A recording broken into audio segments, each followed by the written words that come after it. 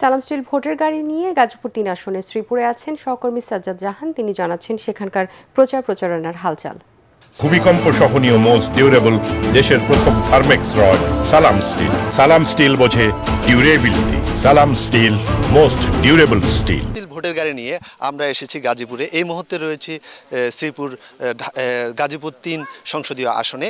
এখানে নির্বাচন করছেন বিএনপির প্রার্থী রয়েছেন, তেমনি স্বতন্ত্র প্রার্থী হিসেবে নির্বাচন করছেন ঘোড়া মার্কা নিয়ে। তো আমরা একটু শুনতে চাই যে উনি বুলেট প্রুফ জ্যাকেট নিয়ে কেন এসেছেন। আমি নির্বাচনের প্রচারণায় নেমেছি। আমি পারিপার্শ্বিকতার কারণে